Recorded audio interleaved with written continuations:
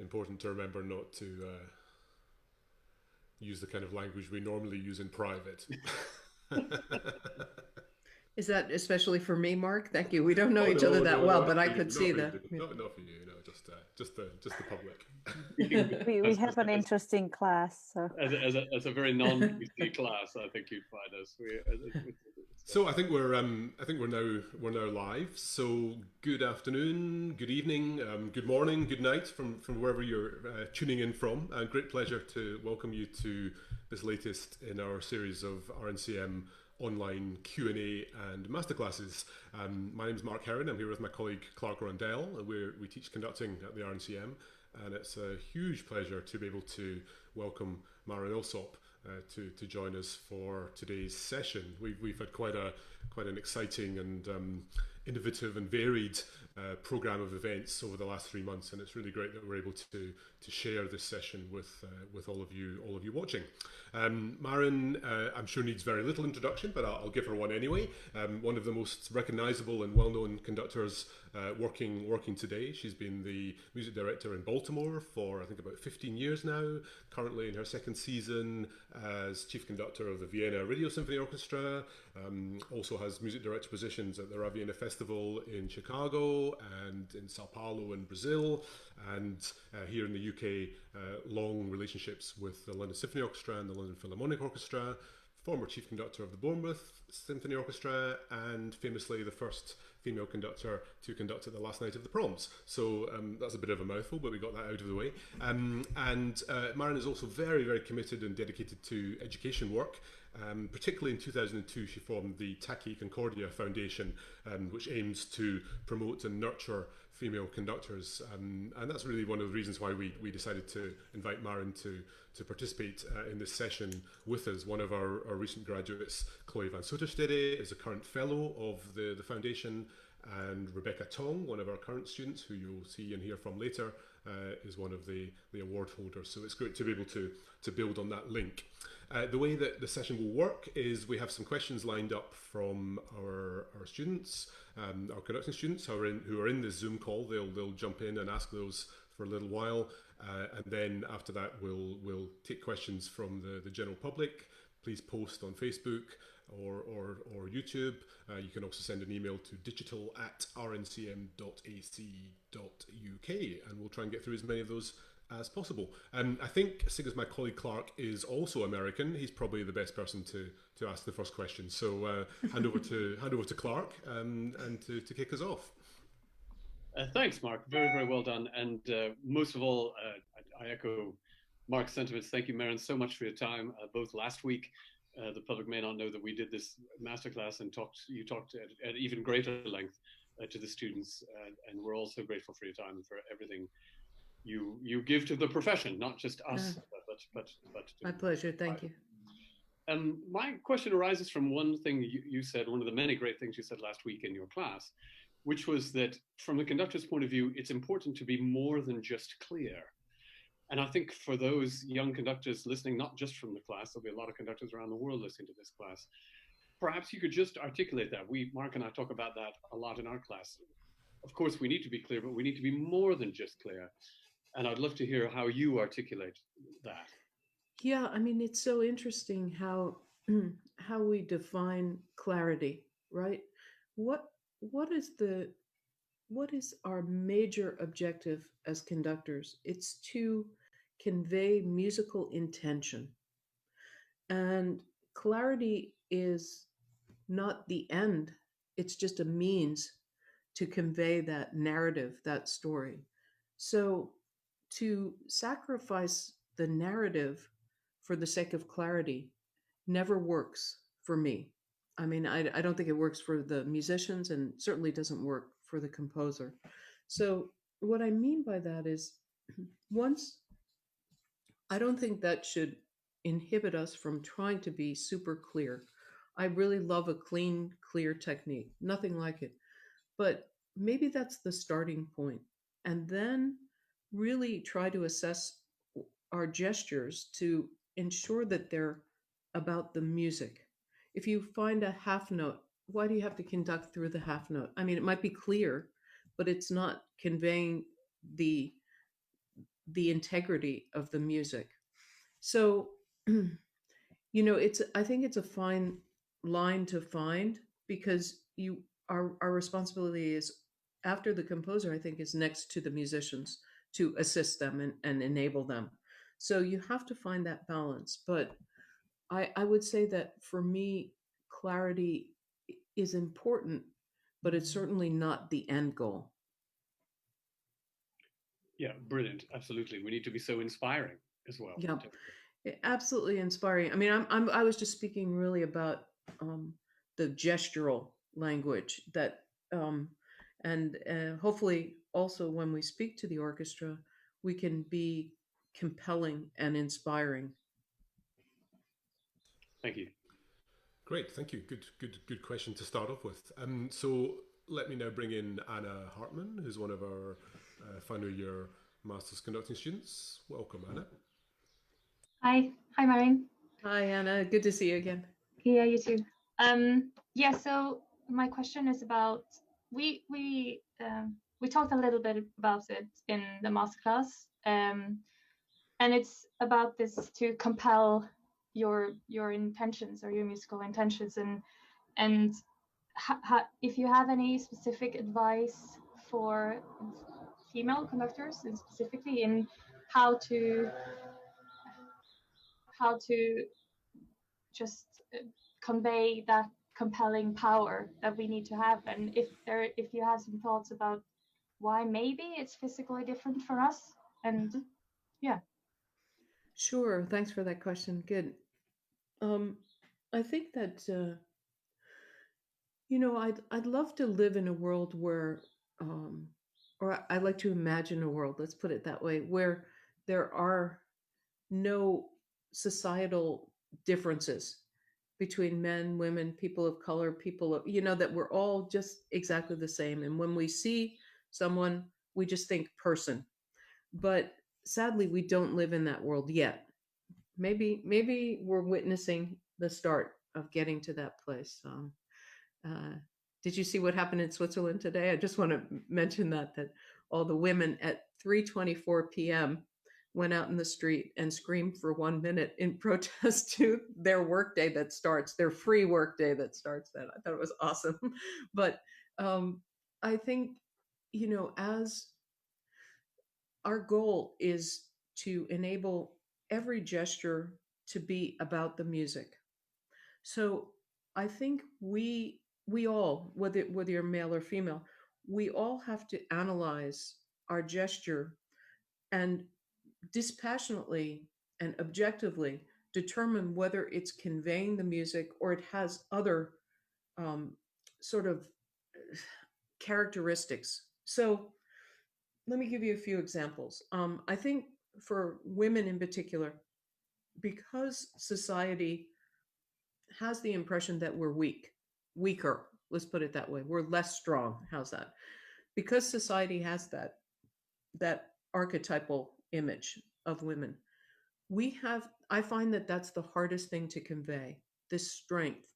And I've worked extremely hard myself to find a way to ground myself, to be extremely strong, show a gesture, stay in the sound, and not apologize.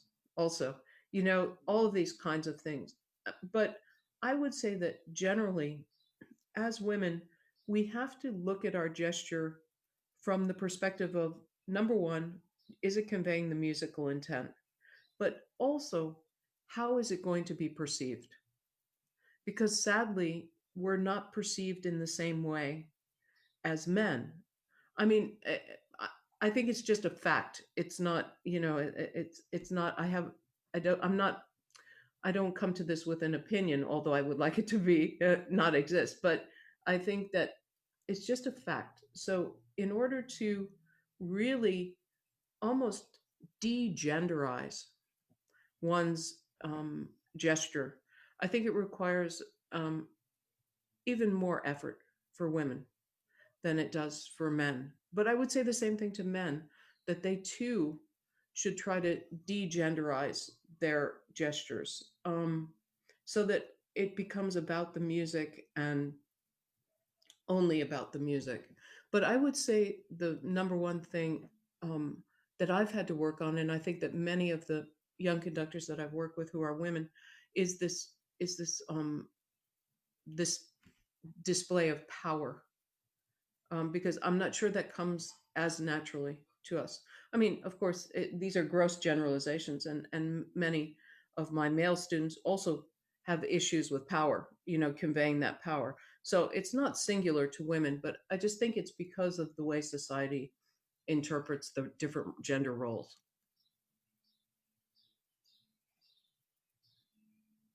Yeah, thank you. Sure. Thank you. Great, thank you, Anna. Next, we're going to go to Mark Edwards, I think. Hi there. Hi, Marin. Hi, Mark. How are you? Good, thanks. How are you? Very well, thanks. Thank you so much for the masterclass last week. I really took a lot out of everything you said, particularly in relation to my stuff, but also across the board in terms of what you said to everyone. I thought it was great.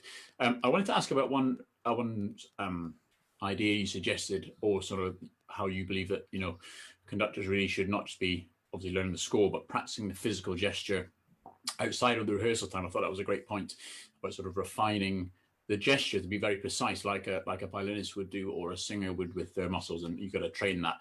I wondered if you could talk a little bit about how maybe you've gone about practicing that, and whether you had any sort of particular exercises that were particularly useful. Sure, thanks, Mark. I think that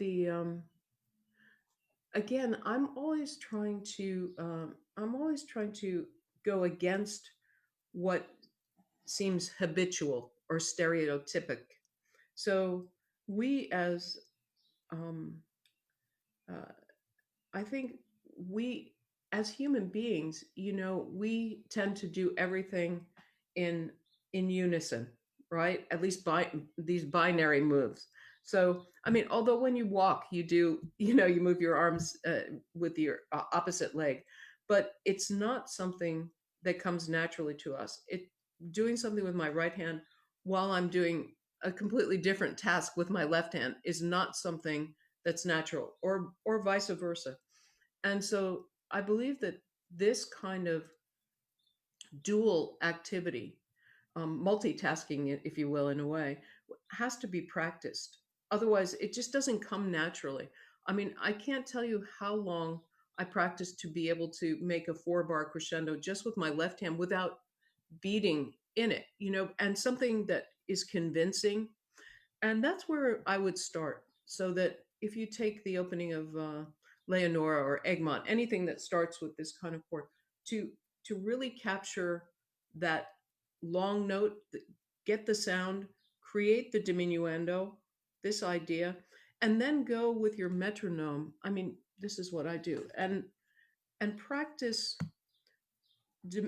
starting forte and making diminuendo over a period of several bars, but not just moving your hand down. Maybe it starts there, but then start really pushing the sound down so that you're convincing, and then try crescendos the other way. Try different beat patterns. I also think that we have to practice getting out of the same plane of where we always are, the same box, the same frame. So I would also practice things where your gesture goes away from you and then toward you, and practice all of these things slowly.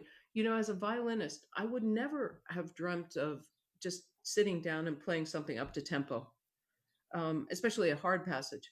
I would always practice it slowly and work it up. And I think that's something that we miss out on a lot of times as conductors. We just assume it's going to be fine.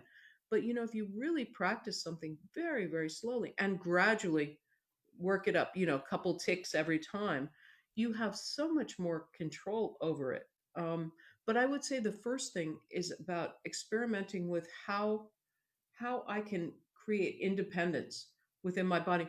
There is a composer named John Deek, a wonderful bass player who is associate principal bass of New York Phil. And he wrote some pieces for me. He said, I know you like to talk at the concerts and stuff. So he wrote these pieces where I had to narrate while I was conducting. And it was all this mixed meter. I mean, it was insane. So I would have to turn around to the audience and narrate while I was conducting this quite complex thing. So I almost had to learn how to split my body in half because I didn't want my arms to be going at the same, I was gesturing. It was fantastic. So maybe I need to create a little exercise like this where you narrate, I don't know, Peter and the Wolf while conducting, something like that. But anything you can dream up that challenges your physical um, tendencies, I think is good. And just remember as you're practicing, there's a comfort zone, and I'm sure the orchestra will feel that. It's probably good comfort zone, but the orchestra really becomes interested when you leave the comfort zone. They're not so interested when you're just sort of clearly going along in that zone. So those are my few suggestions. Brilliant, thanks. I'll be the first to buy that exercise if you make it. Okay, good. I'll work on it tonight. Thank you, Mark. Okay, I think Rebecca has this is a pretty big one, Rebecca, isn't it? Let's jump in first now. I wouldn't expect anything less from Rebecca. Hi, Marin. It's great to have you back, and I've really enjoyed the Tucky sessions.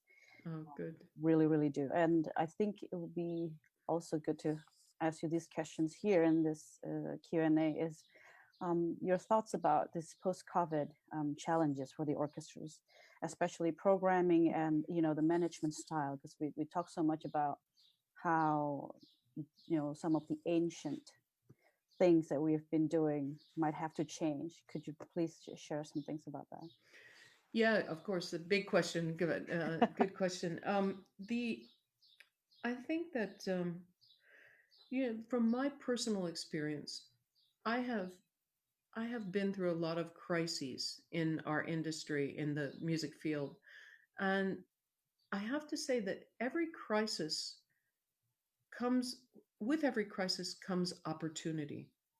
And it's opportunity to reimagine, rethink, reposition. And I would encourage, especially young conductors, to really start to think outside the box. So as we emerge from this, and we have to find new repertoire, for example, for smaller ensembles, I mean, what an incredible opportunity. Don't just keep playing the same pieces that you've been doing, but start to use these last few weeks, to explore some new music or some repertoire that you never were in touch with. I think all the publishers have lists of repertoire, start listening through those things. Think about the orchestra as more of a nomadic entity. How can we use our concert halls in new ways? Perhaps we can do lots more antiphonal and even surround sound kind of things. I mean, maybe those are fascinating ways to use this opportunity. Musicians aren't generally that excited when I say, do you mind standing at this place, or do you mind, I want to switch the layout. But now it's sort of it's a given. So when they come in, they are expecting something different. So you should challenge them every time. Don't say, yes, well, this is the way we sit now. No, we don't sit anyway anymore. What do you think? Let's try some stuff. Let's have some fun with this. Let's experiment. We can go back to the more of the period instrument movement when people stood to play.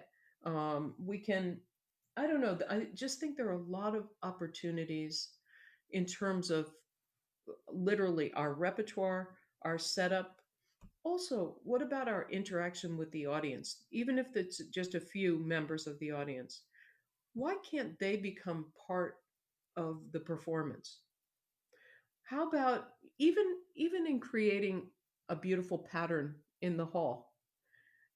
Or if you want to give them each a color when they come in, so that, I don't know, I'm trying to think of ways to, I think this is also an area that I've found we haven't done an excellent job in, as classical musicians, in making our audiences understand how critical they are to the outcome of a performance.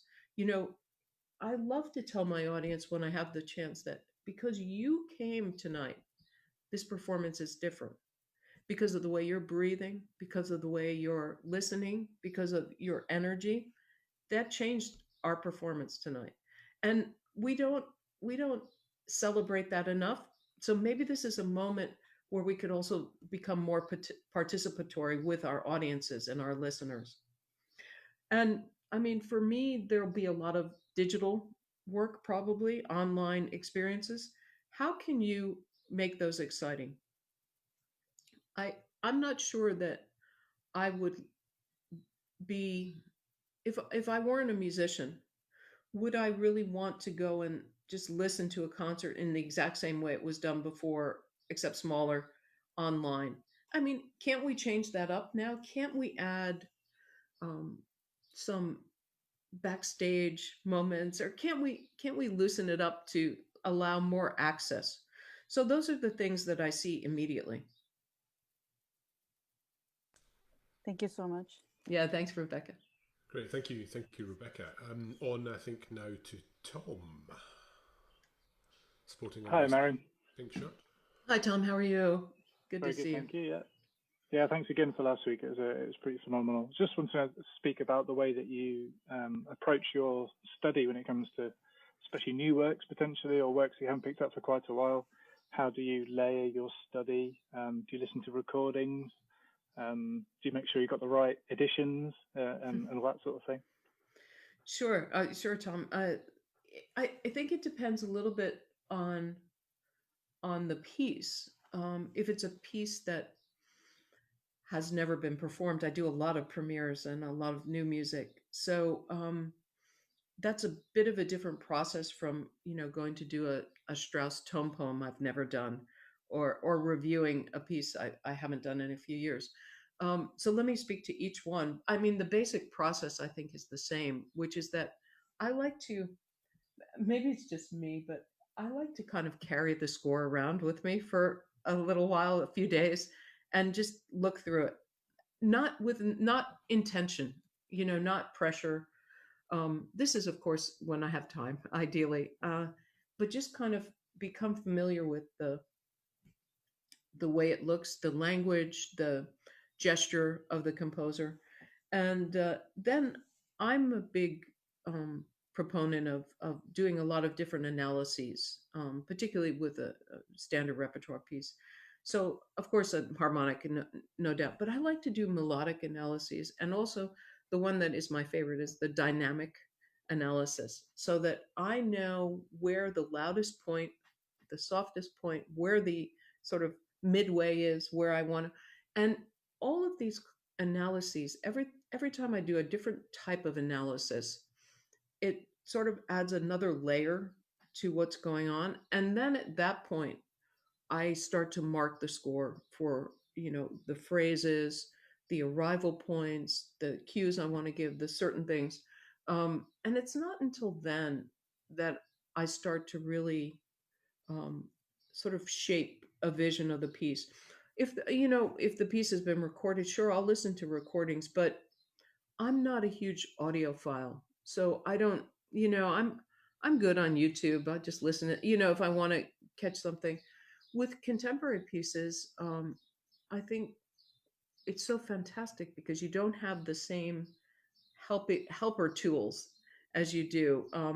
And with new music, you have the best thing of all. You have the composer. So I always talk to the composer if that's possible. Try to say, tell me the story. Why did you write this piece? That's mainly what I'm trying to figure out for every Beethoven symphony, for every Brahms symphony, for every piece by Tom Addis. I'm trying to figure out, well, why did you write this? And so if I have someone that can actually share that with me, and I try to come with very specific questions, is this where you're feeling the main arrival? Is this what, I love grilling composers, and so far they've been quite receptive to me. And then there's a whole second layer of then actually practicing the gestures. So I really will work these things out because I feel that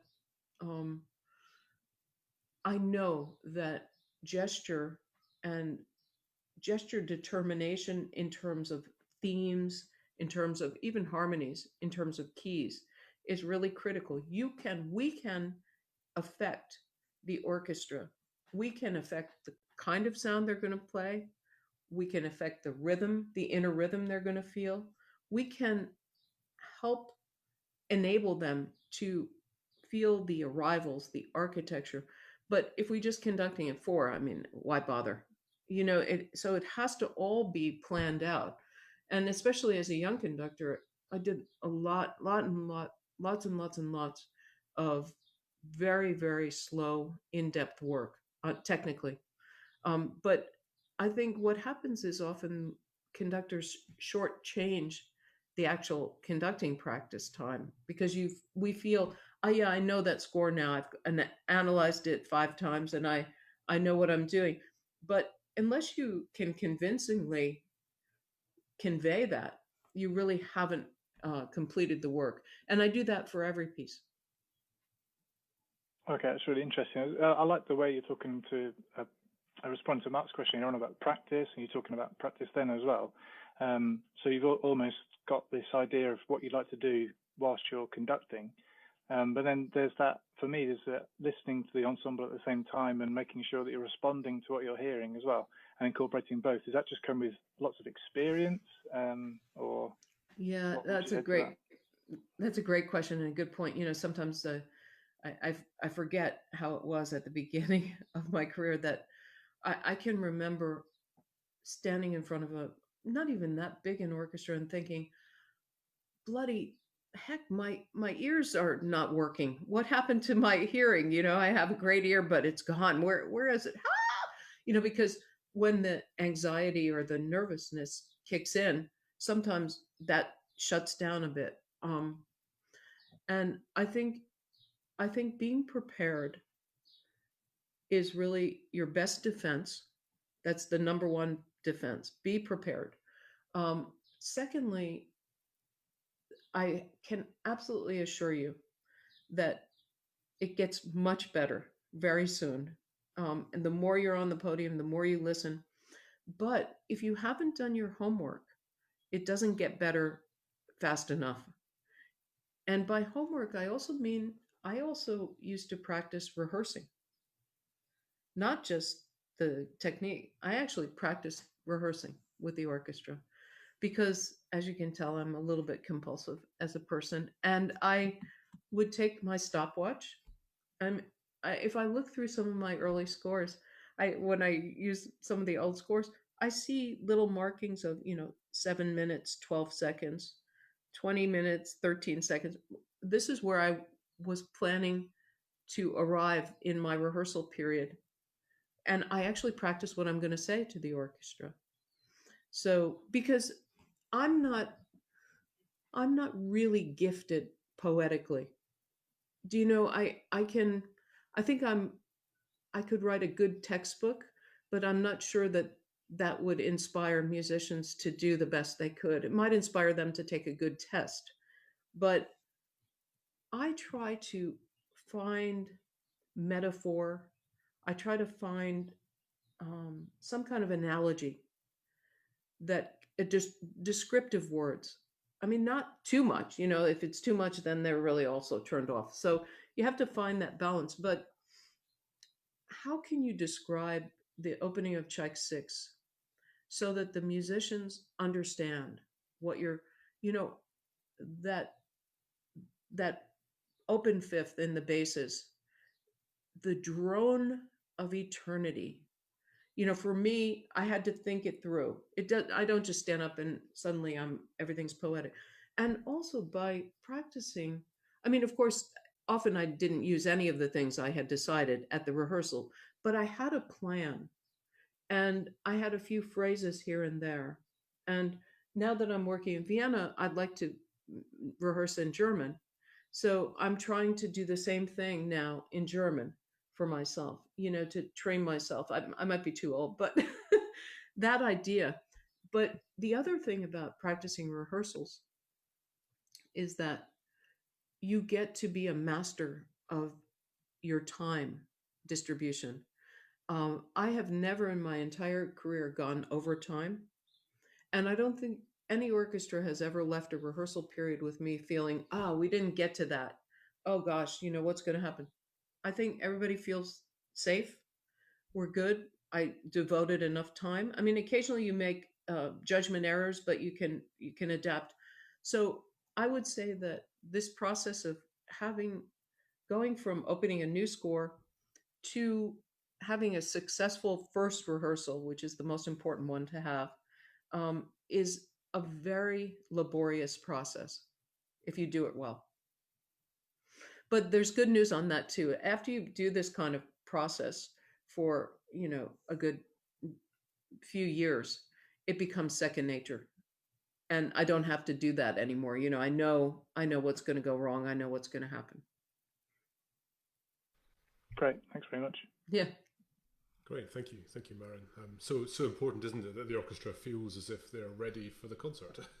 Isn't it true? I mean, I can remember playing under many wonderful conductors and thinking, oh my God, we never played that.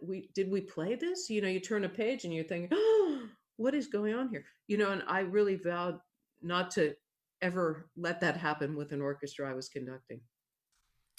Great. So one more question from our class. So Capo is going to come in. He has one question which actually follows nicely on from that, and then we have some questions that have come in from the public. So Capo. Yeah. So hi Marin, and Hi, thank you Capo. so much for taking the time. Very nice to meet you. So actually, my question was about rehearsal technique. So you pretty much went with it already.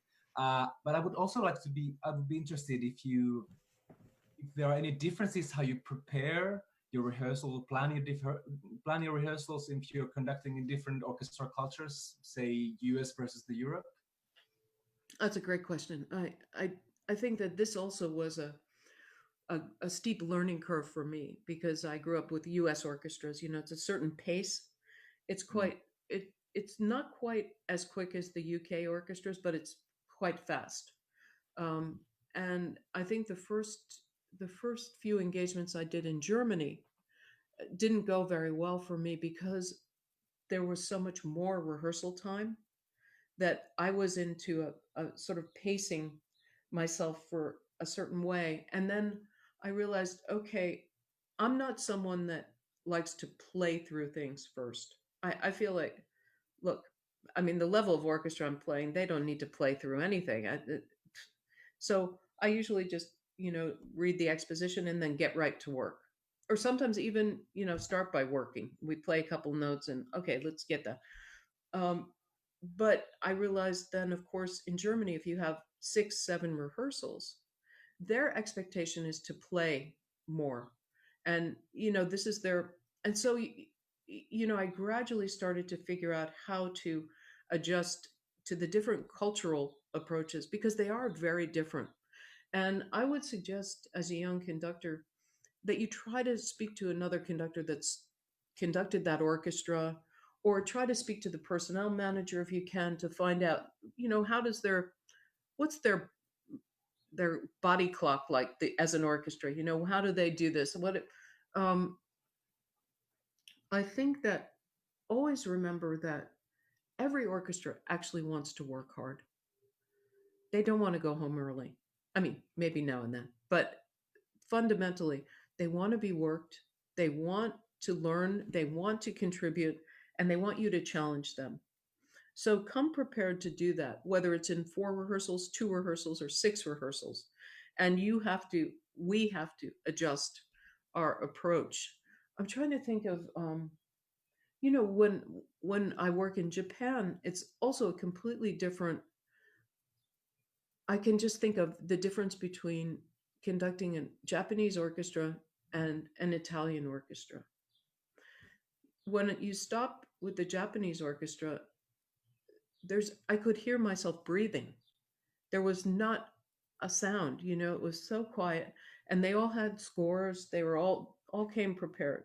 So it was a different focus, so I started focusing much more when I worked there on musical intention and line and emotional output.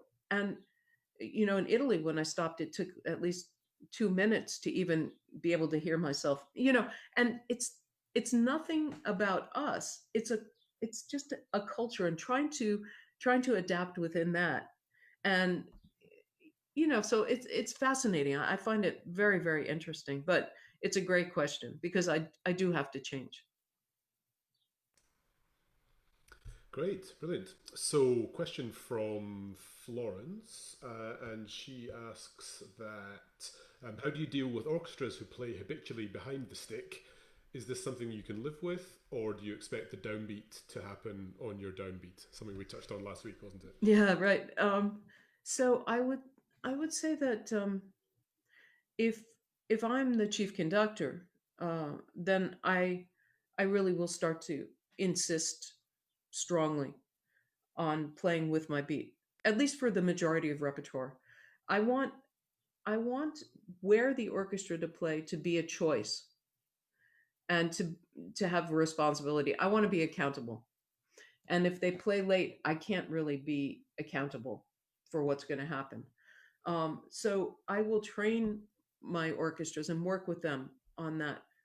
That said, when you go to guest conduct, it's a little bit harder. Or if you're a young conductor and you're not sure what to say, but I often say that please play with my stick. Please play with my beat. And often that is enough for them to suddenly play with your beat. I think one has to assert oneself and say, this is my expectation. And maybe it works for 3 minutes and then they go back, right? And then you remind them, okay, that was fantastic. It really works when you're with me. Let's stay with that plan for now. Or, you can say something like, look, next week you can play way behind the beat, but this week, let's try this. So you can use humor to try to cajole them into it. But I'm a great believer that if an orchestra cannot play on the beat, they cannot really play after the beat either. It's the same thing, isn't it? If you can play, how can you play together after the stick if you can't play together on the stick? Big. We could have a whole session about that, couldn't we? We could, couldn't we? maybe another time. Next question from Daniel, and he asks, to what extent does your trust and respect for the orchestral musicians in front of you affect or alter your interpretation of a work? Oh, that's a wonderful question also. I would say that over the years, it's enabled me to open up more interpretively to the musician's input. I would say when I started, I would have a vision and I was so married to the vision of the piece. And, this has to go to, it was life and death. And then I started realizing that every orchestra has its strengths. And instead of trying to create something in my image, in this image I had, try to find the strengths. If you have a phenomenal oboist that, really needs to take time on this one phrase, and it doesn't impact the line and where you're going, go with it. I mean, that's always a dangerous thing to say, right? Because then, everybody starts to go down that path. But I think one of the great joys now in conducting for me is that kind of sense of collaboration, that it's not my way or the highway, but it's much more of an interactive end result. But that said, I would say, Daniel, that I still feel 100% accountable to the composer whose message I must get across. And so I don't think there's a danger that I would get lost in the enjoyment of whatever was happening. So it's like everything in conducting, it's a balancing act. I won't linger for too long on the comment from the bass trombonist who says that he does want to finish rehearsals early. Oh, I know who it is, yeah. One from Jennifer Watson. Hi, Jenny.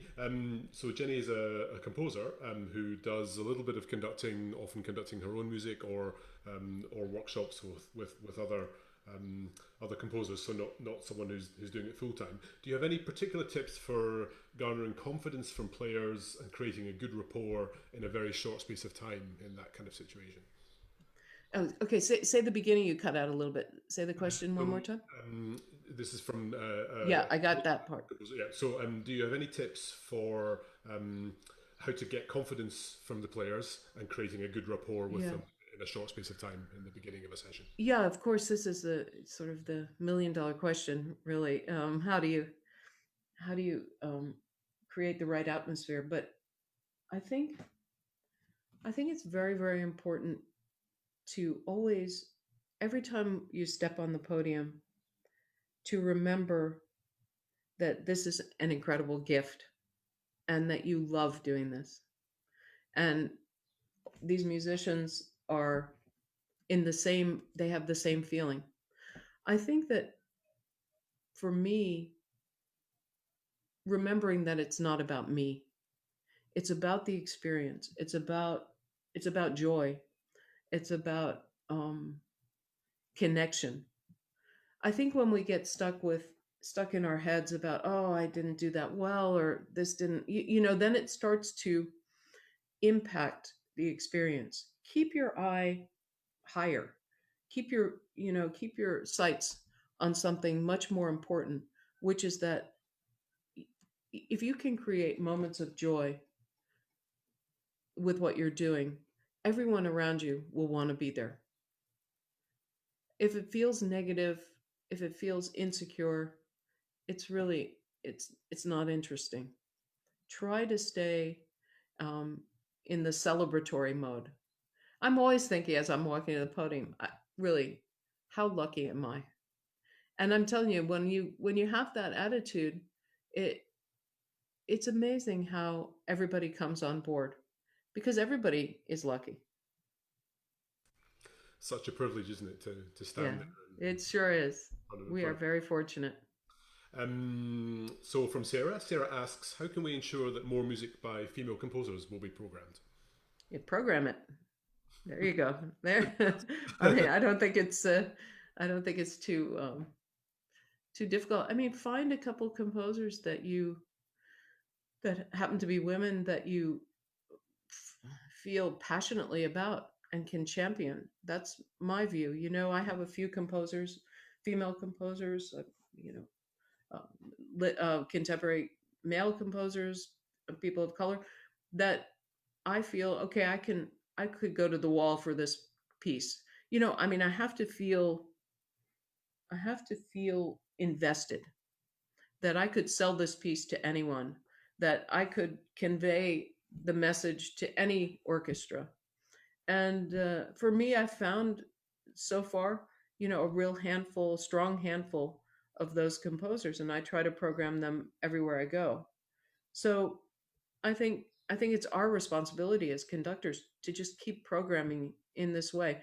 The door is much more open now to it. I was always having to sort of stick my foot in the door and push and, come on, let's do, even just forget about women composers, just contemporary composers. Nobody wanted to do that. So I think, if you take a stand that my repertoire is representative of the society we live in, and that's the kind of artist I am, and here it is, and make sure it's really good stuff. I mean, that's what I try to do. Great. Final one, maybe from me, if that's all right. Because I'm of course. I think in the last 5 years or so, perhaps, there's been great strides made in our industry in terms of opportunities for female conductors, especially those at the start of our career. Not before time. It's taken far too long, and of course there's still a long way to go. But I wonder if you might just be willing to give a sort of interim report, if you like, of how you think it's going and what you think maybe the priorities should be in that respect for the next few years.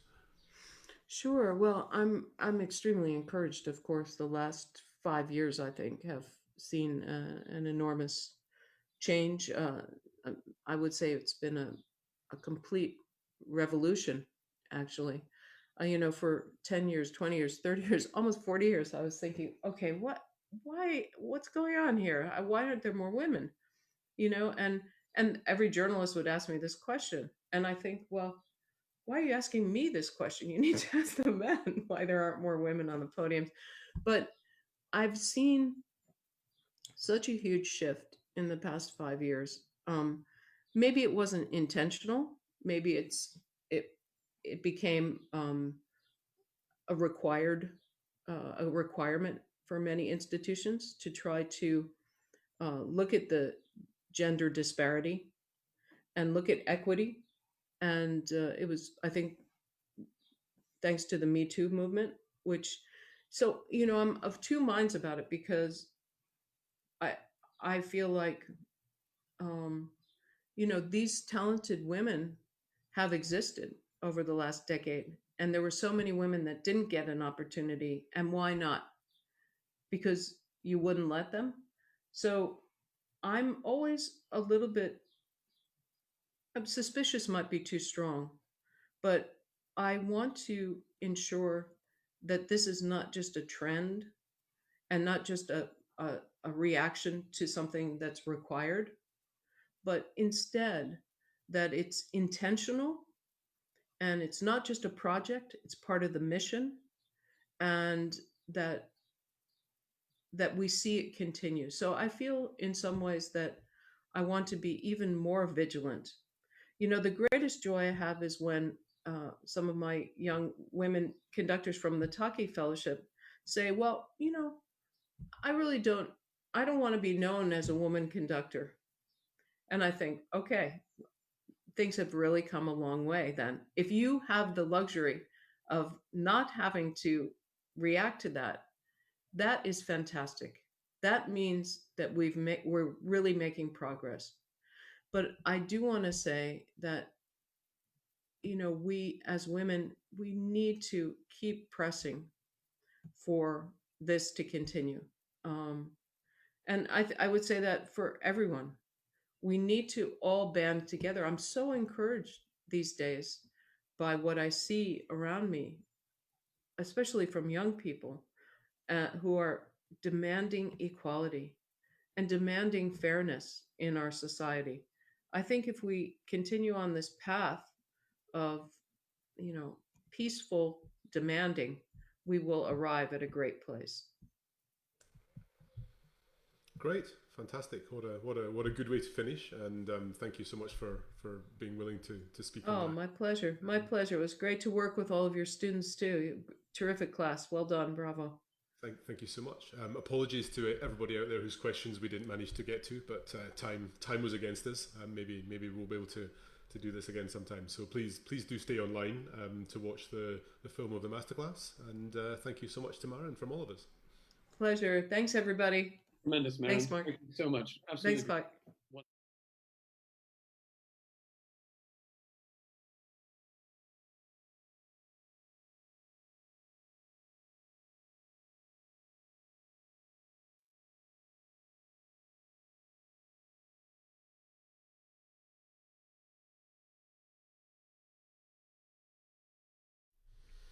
Hello, and thank you very much for joining us for this masterclass film.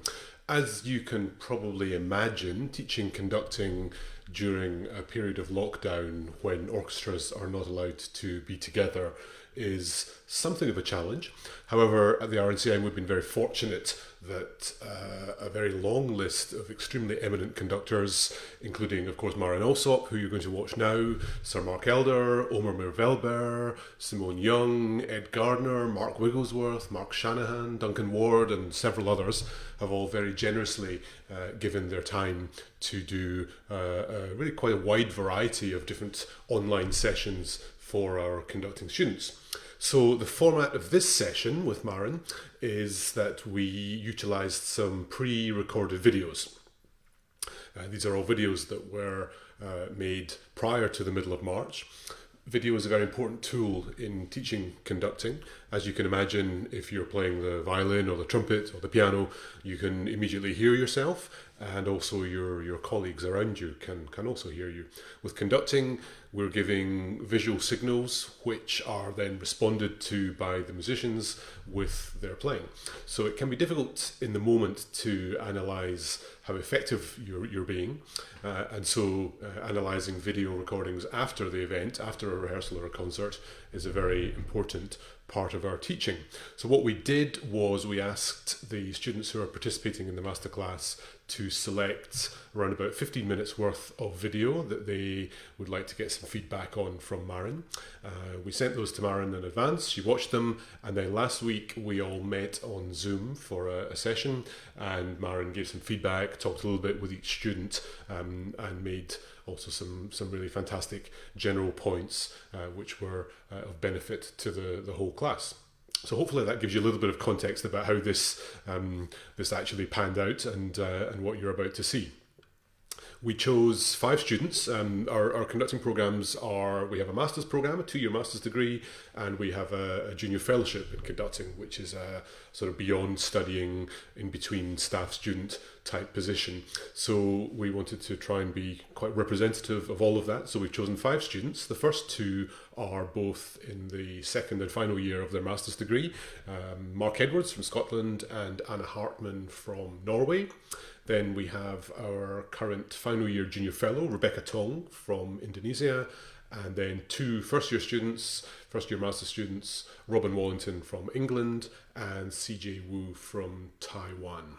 Final thing I should say is that in relation to Rebecca and Robin, some of the material that's discussed was taken from a concert with the BBC Philharmonic, which was a sort of private concert. There was no broadcast element to that, and so unfortunately we're not able to broadcast that material live, but they were talking about a performance of Elgar's Enigma Variations. So hopefully that all gives you a little bit of a sense of what you're about to see. Many thanks to Marin for doing this, and hope you enjoy.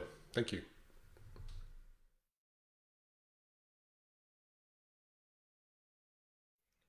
I should say that we should start maybe by my saying I was really impressed with all the videos. I thought they were excellent and well done, Mark, for your teaching. Beautiful work. So good.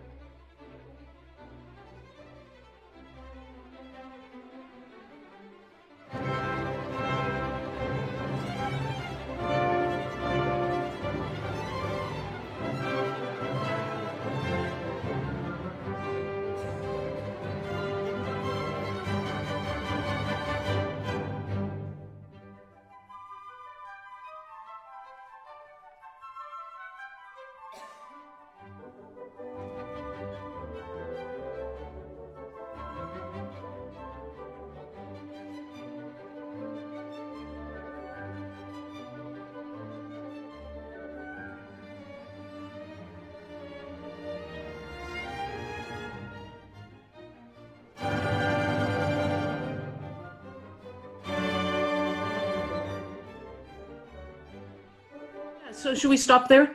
That's great, Mark Edwards. Why don't you tell me what you see? What a good question. It's always it's always alarming. Let's start with that caveat for everyone. Yeah, it's always funny to watch yourself back. This was a great project back in December. It was a really good band of college players and principals from Manchester Camerata. And yeah, the video, I think I warm up. What I sense here at the start of the Allegro, I'm a little bit settling down, I think, in the concert still. And it's a little stiffer than I remember it being. Maybe later it relaxes a little bit more, felt a bit more natural.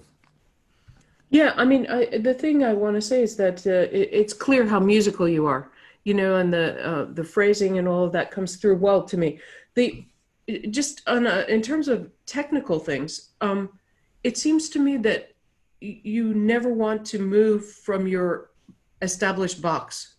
You have a small window that you like to use, and it's all sort of, almost every bar is mirrored and similar So I feel that while I can still feel the musicality, you might be missing out on a lot of opportunities you have to show arrivals, to show where things going. I have the feeling, maybe it's because you're a little bit nervous, I have the feeling that you don't want to hurt yourself.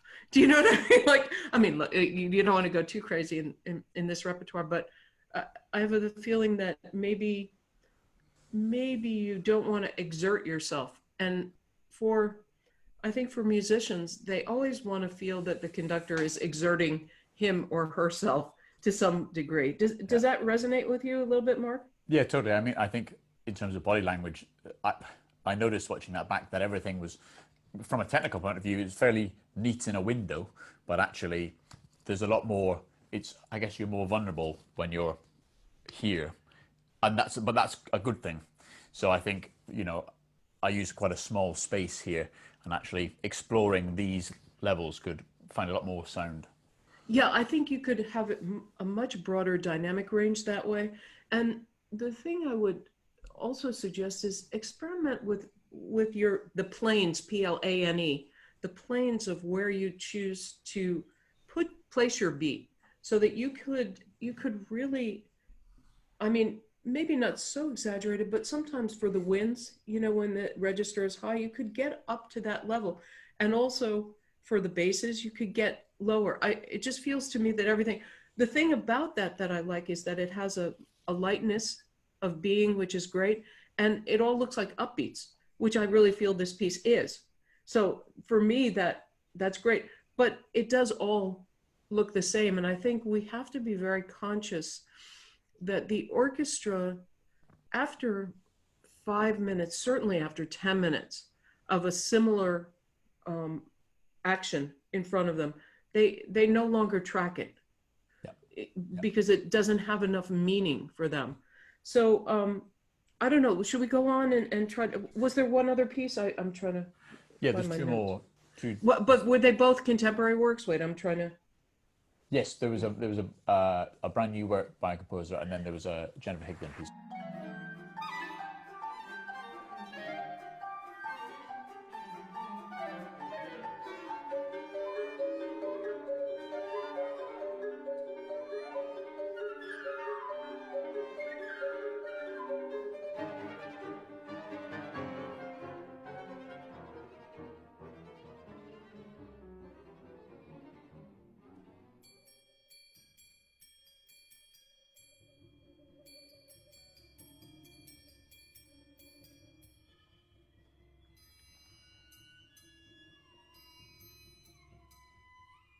Yeah, so this to me in some ways is really the best of the three excerpts.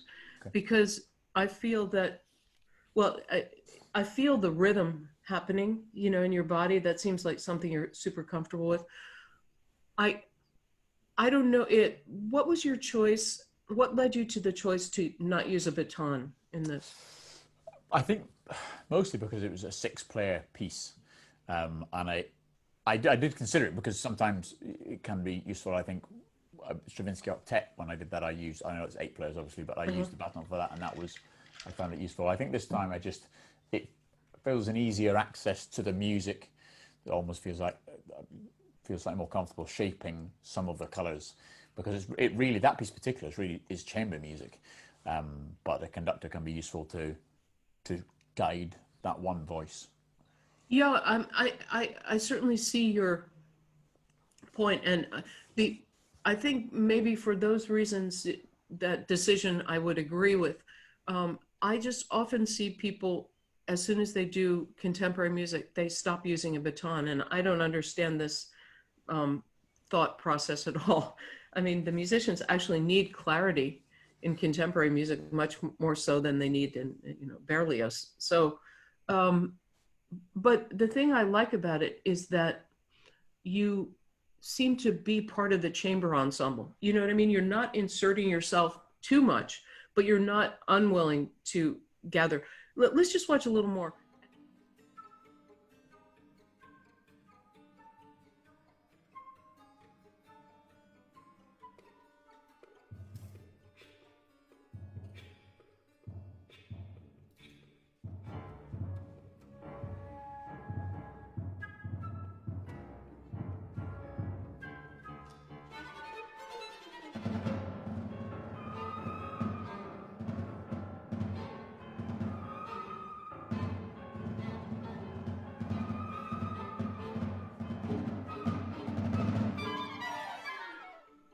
See, do you see that page turn? That I find it much clearer when you don't mirror. Okay. I think it's just cleaner. It's easier to follow. And then your left hand could also leave your comfort zone now and then. You know, not just speaking about not just these planes, but also the plane this way, you know, so that occasionally, I mean, rarely will I reach out like that, but occasionally there is music that does that. Or if you want to create two different things going on, you can do that, or excuse me, symbolize. You can do that by using this space a little bit more. Of course, the up and down space always, but that's another whole dimension that I feel you could explore a lot more. But basically, I think it's very, very good, Mark. Really, really excellent. And I feel your musicality. I wish I could encourage you more to show it in your hands, not just in your body, but so that how can you, let's go back to the first video, okay? And then I'll go on. Let's go back and look at the first video again.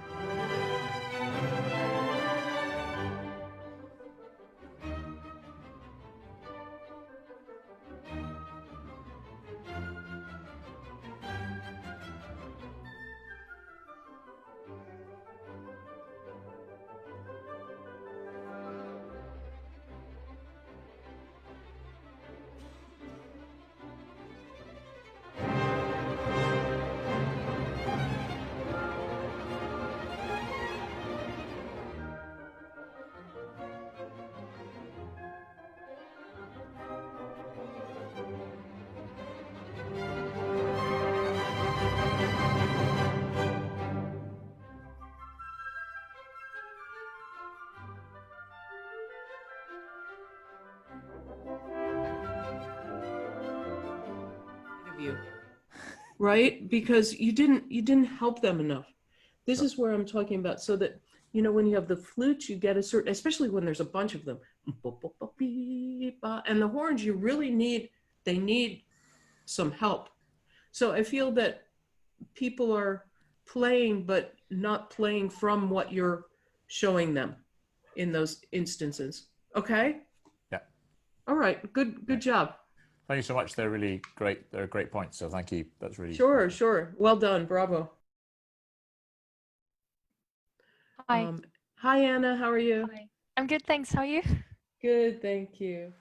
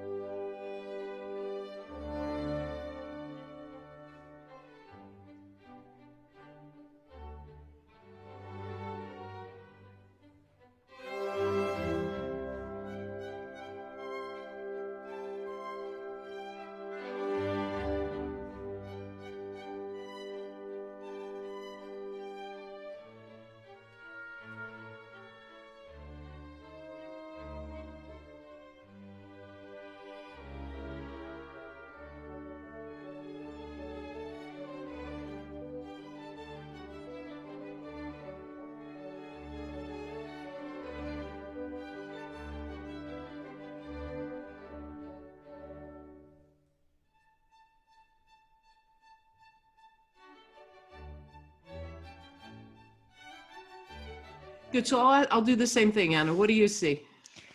So I remember as well that I feel like I beat too much. I don't think they would have needed it and I think it's partly because of the upbeat to the second violins, that it's there, but it's not like confirming enough in the very first two beats, and then I kind of step away from it a bit, and then I try to do something with not 4 beats in a bar, and then I like that moment though. Actually, I like the one bar you went into 2. It's kind of nice. So did I just wish I did it more. But I think that's a good comment. I think that what you're seeing, the reason you think that you're beating a lot is because I think you're bouncing on every beat. I don't think it's so much in your hands, but rather it's sort of the full body beating. And so that's what you're reacting to. We'll watch it. I think was it Brahms? I think in the Brahms, it was more obvious. But to me, I just want to go one more time from the beginning. I want you to watch again that the orchestra is making a connection to what's about to happen by everything we do. You know, when we stand on the podium, when we go to begin, it has to reflect the sound world and the experience, the emotional experience that we want to have. So that for me, I'm allowed to say this because I'm a girl too, that this kind of, you know, I'm exaggerating, of course, but I really want to see more this kind of experience. Do you know what I mean? There's a different, not that the music is this, but to me, it's not really that either. So just look at the beginning one more time and just think about it.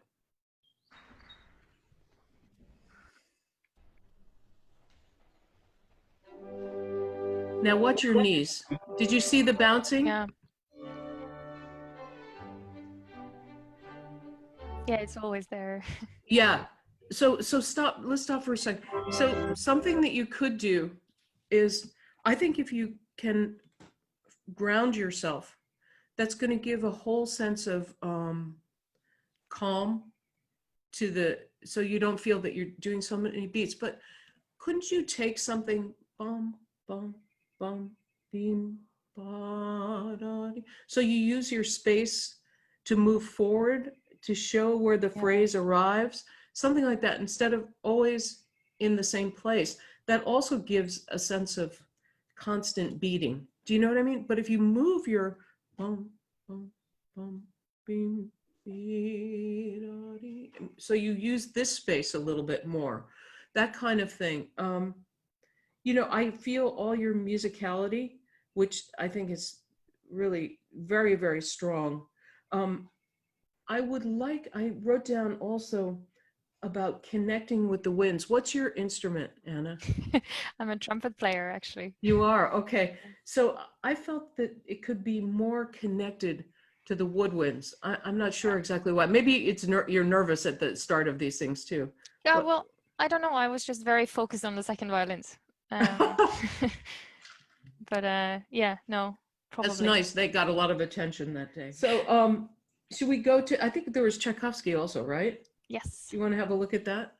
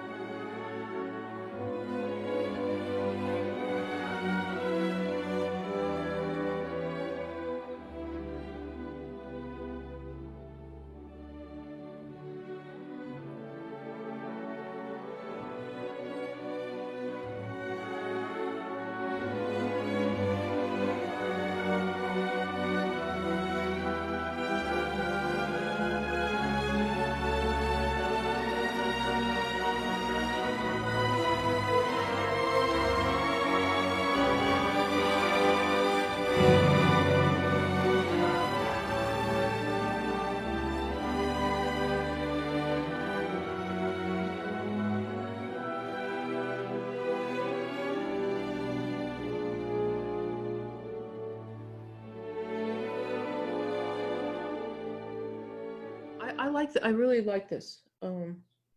And in some ways I like this the best of your Yeah, I excerpt. think I do too. But the small things that we've been talking about, I think could also be applicable in this. The lack of grounding of your lower body, I think that takes away from your power. And when you arrive to really ba ba ba ba ba ba be, really arrive, don't immediately rebound from those things. I think if you were a little more grounded, you could move them more easily. I sense that you didn't want so much retard, and they just did what they wanted a little bit into that. But I think maybe a bit, but I think I just wanted to leave the retard as late as possible. Right, that's what I'm sensing. Which, and they yeah. sort of started a little bit sooner. And I feel again that if you could be grounded and move them, they would come with you. It feels it feels like you have a lot of good contact with them in this, to me.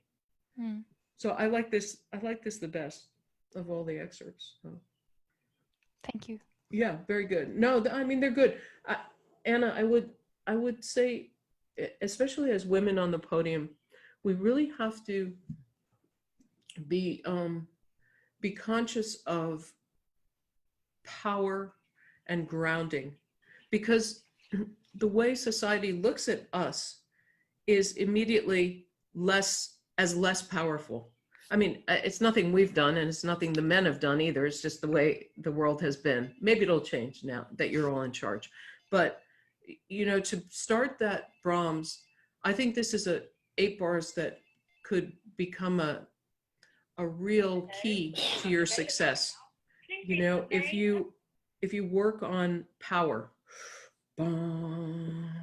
you know, where does the note start?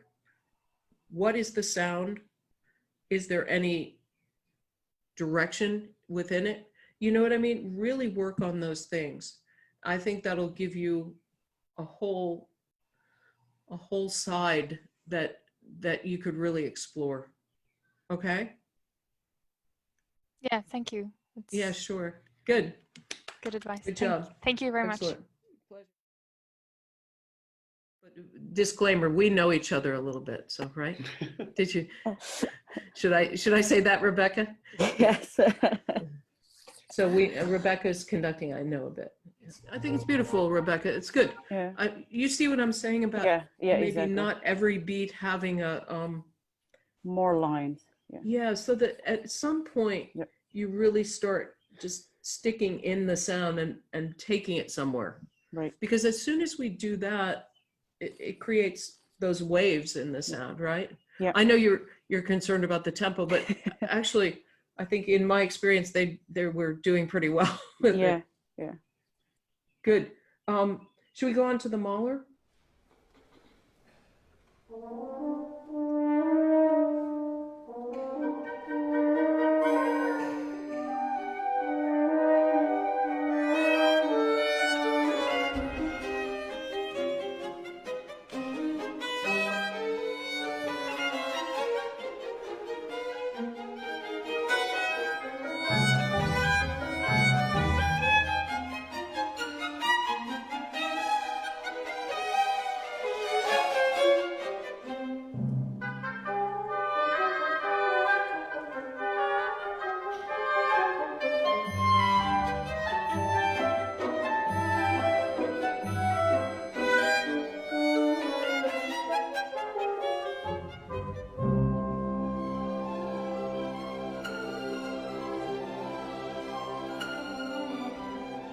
Excellent. I think it's very good. Very, very good. What do you see, Rebecca?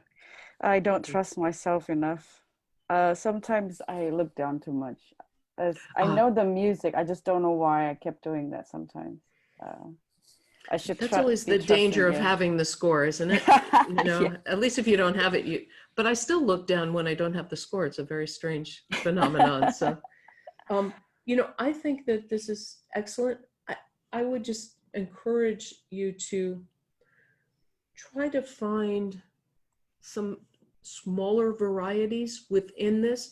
You know, for me, Mahler is all about these weird juxtapositions. Yeah. So that's a little bit what I'm missing. I see it in you, but you're not willing to quite go that way. So that, you know, really to show that snarky articulation, or show the register when it's very, very high and then very low. You know, these contrasts to me are what are slightly missing. Yeah. And also I would say that the big beat generally is excellent. it's how do you find the smaller things, the articulated things within it? Should we, let's keep going a little bit from there. And then,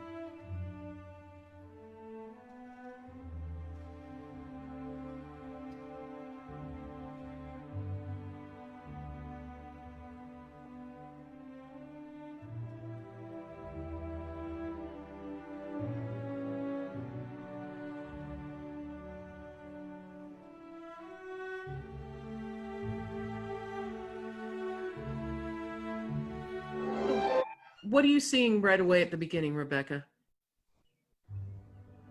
I think I'm doing a bit too much, and I was a bit mirroring there.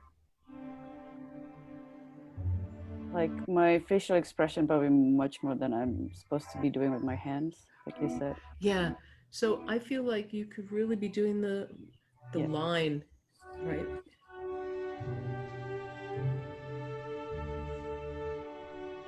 So that you really.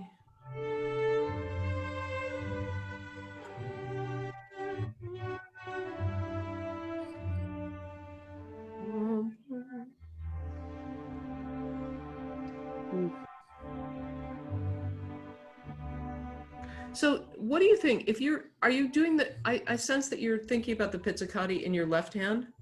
Yeah, I was trying to make sure they're somewhat together. I mean, otherwise, because I know like some of them are young players in the bass.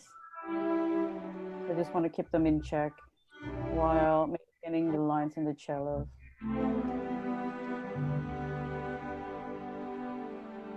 And bring them in a second.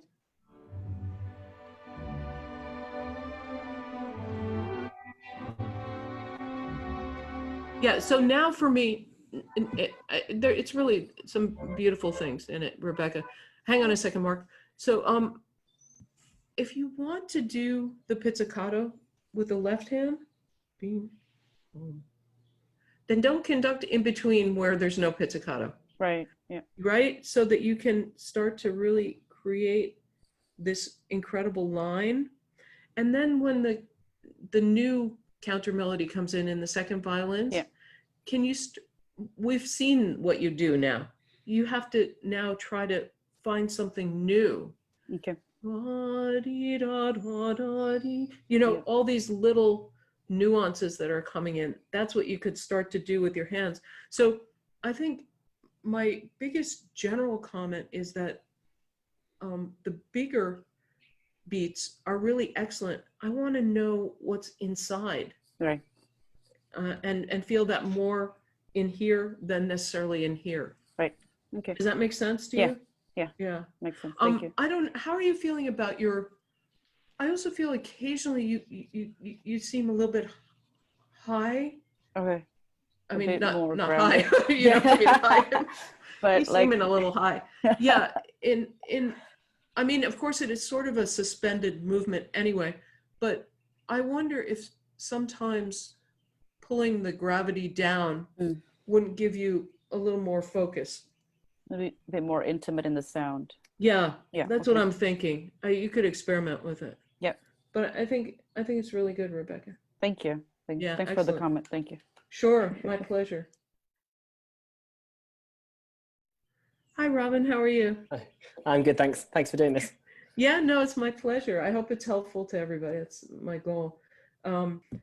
Okay, excellent. Well, I'll do the same thing, Robin. What do you see? A lot more mirroring than I remember when I was conducting it. I think we all see that all the time, yeah. You know, because we're so symmetrical. But I see a lot of great music making and someone who really enjoys what they're doing, and that's really fantastic. I feel that you feel the moving voices, you know, when they have ba ba at the end of a bar. I feel that, but then your attention goes somewhere else. Instead of, you know, you can really connect with this section. I feel maybe because it's the start of the piece, you know, you're trying to get everybody organized, but it's so important to put yourself immediately into the sound world. Boom. You know, how are these downbeats? Boom, beep, boom, beep, downbeat. And show the small notes. You don't have to subdivide necessarily, but within the beat, you can show that. Do you see how that's missing a little bit? I think there's some beautiful things you did in this, Robin. There are two gestures that I really like, but I would just be slightly careful of. One is when you reach out at the end of a bar, because I think your left hand's coming out, and so I lose the end of the bar beat-wise. 1, 2, sort of 3. I think you can do it once in a while, but be careful not to do it all the time. And it's the same thing I was saying to Rebecca, that I could use a little more of the inner stuffing in the beat. Bum, bum, beep, beep. You know, you kind of let them, well, wherever you want to put it, instead of really showing them where you want something. If you're going to subdivide near the end there, I think it has to be more organic. It felt like, okay, I have to subdivide now. I'm going to go in 8. Instead of trying to make it 3, 4, and 1, bum, beep, bum, and then be clear. Bum, bum, bum, beep. Stop. And now really, the thing we have to know as conductors is that our hands are sweating, but those first violins are freaking out, right? So how can we be the most helpful? But you know, they really need you. I feel like you're just, okay, I'm going to keep time for you guys and good luck, instead of the feeling that I'm going to play this with you. I don't know what your instrument is, Robin. Are you a violinist? Cello. Okay. So maybe you can get into that mindset more easily than someone who's a wind player. So those things. And while I enjoy, just one general comment, I enjoy how much you enjoy the music. I would try to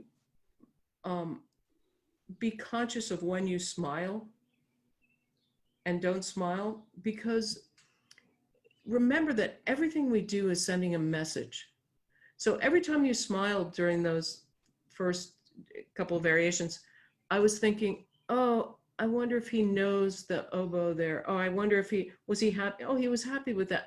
You know what I mean? Instead of, I mean, you can be pleasant, of course, and show that you're enjoying, but I just would be careful of definitive expressions. Do you know what I mean? So that the music can always be leading the way and speaking. I also have a little bit of the sense that you're conducting them from this part of your arm, so that it's a little, instead of right here. Do you know what I mean? So it becomes a little blurry for them to know where to follow. Do you know what I'm saying about that? So that your beat starts to become like that, instead of, so that everything is really focused into the top of the stick and the tip. Do you mind me pointing out the smiles? I'm not sure you're aware of them at all. No, not at all. It's going through it myself and thinking, okay, that was a smile because I wanted it to be happy. That was a smile just because I was relieved that bit worked, or that one, particularly at the end. See, that last smile since I don't know you very well, I'm constantly wondering, oh, what did that one mean? What did that one mean? So it takes me out of the music. That's the thing. You can always have a nice expression. It's not that. But I think, you know, at the end of the piece, okay, smile. You know what I mean? One thing I could feel much more, Robin, is the inner division, so that when you're going from be da dee da dee da dee da dee ba da dee da dee da, you know, that you're somehow channeling all of these different rhythms. And so the musicians feel that. They don't feel, oh, it's either one or the other. and especially when something's amorphous and we have to, as conductors, I think, stay very grounded in an internal pulse that keeps everything going. But really, again, you could use your space this way, especially come down. And then I would say between the 3s and 2s, make sure you're absolutely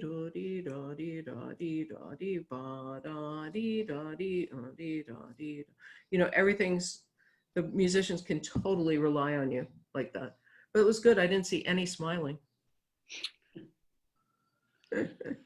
Okay, good. I hope that's helpful.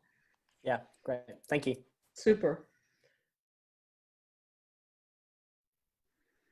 Hi. How are you? Good, good. It's great to see you again, Marin. Good to see you too. Excellent.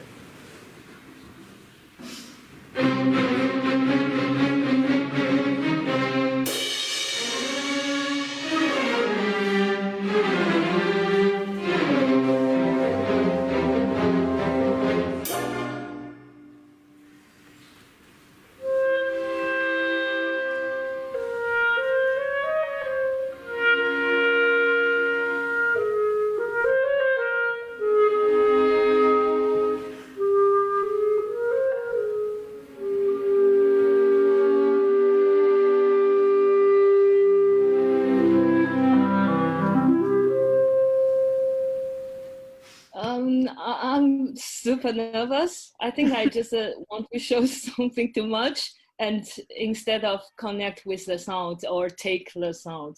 I mean, I just want to show the character too much instead of, with them. Yeah, but it's nice because it has a fiery character, what you're showing. That's good. I feel a little bit like it's slightly crazy. Do you know what I mean? Like, when we end like that, you have no control. You're just throwing everything away. Oh, yeah. So if you end here, you can control going on, and then you're kind of like, oh, shoot, I got to get back. So for me, that first rubato moment, you could connect with the sound more so you could control it. And then you're showing a lot of the big bravura, but you could show the inner stuff a little bit more.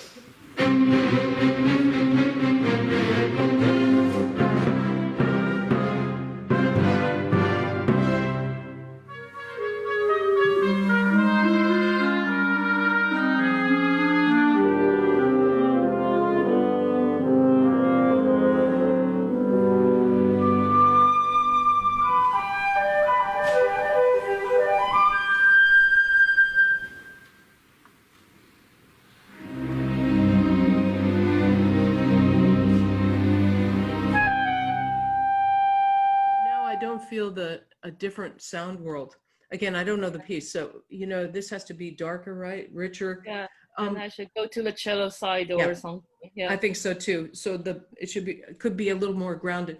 Just a question about the cutoffs, those kind of cutoffs. Yeah. Do you know you're doing that? It's just I think it's not like the sound should be cut off. It's too hard should be softy and to be. Yeah, but I think that kind of thing is a little bit like I don't know, the spider for me. Instead of just you can, if you stop, you can cut off. You don't have to do a lot. I think a little bit less. But I think you see the things. I mean, there's some really, really good stuff.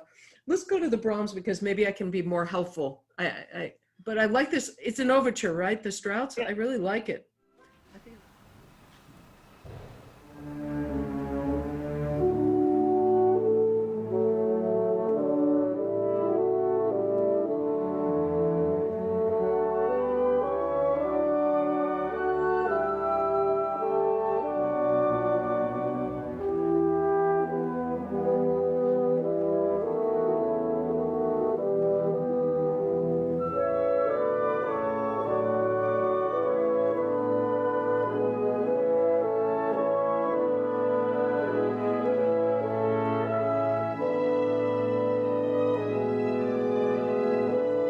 What do you think, CJ? Huh? The flute entrance. I didn't. Yeah, but you know what? I want to talk more about a bigger. Okay. bigger approach, because I'm not sure, I don't have a sense of what you want in terms of that first bar from the celli bassi, dee, da, da. And do you want that to lead to the horns? Or is it a pickup bar? Is it how? I just have a feeling that it's in 3. That's all I have. You know, Yeah. instead of a real sense, Brahms is so, I mean, every composer, I could say the same thing, but especially for Brahms, we have to capture his intention right away because it continues on through. So for me, this, it's really an upbeat to the horns. Actually, I feel the whole opening as an upbeat to letter A. So then I'm trying to create this long idea, and horns, remember, our one of our first jobs is to enable the musicians. The horns are nervous about this, you know, because they don't want to split on that. So how can you help them with a cue? So once I start the celli bassi, I'm already going to the horns and breathing. Breathe. Celli bassi, horns, or winds, sorry. And then a different beat for the winds. I feel that I don't have nearly as much information from you in this, except that it's in 3. Yeah, they're on their own. Celli bassi, singing. Winds. Celli bassi. Horns.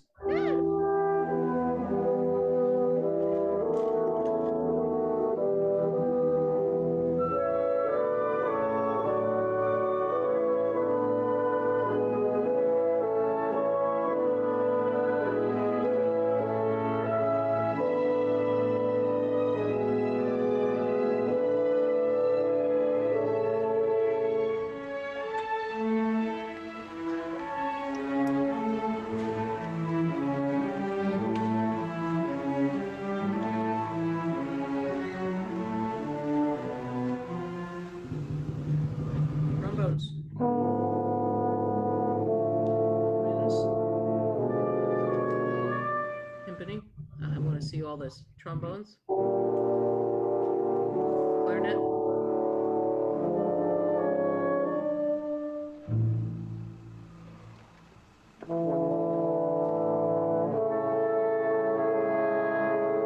And here's a first downbeat for me. Okay. Good. So let's stop here. Yeah, so I would say for me, I want 80% more information and engagement in this. The idea that you move the cello line to the horns, to the winds, you know, so you can actually carry it through the space, dee, da, da, and really arrive there. While the strings are, I would never go into 1 suddenly, dee, da, dee, da. You know, unless maybe at the second theme, sometime, but in here, it's complex, you know, they have to know when to come in, all these sort of things. But I don't feel, CJ, in this piece, not so much in the Strauss, I don't feel you're really playing the music with them. You're watching them play. Instead of, you know, it's sort of a different, so that 3 bars before the timpani you're starting to get ready, but no, timpani, trombones, and then the winds. It also will set it up so that letter A can be this real release, a downbeat kind of feeling. You see what I mean? So I'd like to see so much more from you in terms of this. Maybe one is trying to do less, you know, maybe that was your effort, but I think it's always a balancing act. If we're not showing the concept, the musical intention, the sound world, all of those things, then we're not being really true to ourselves and true to Brahms. Okay. Yeah, understand. Yeah. Yeah, good.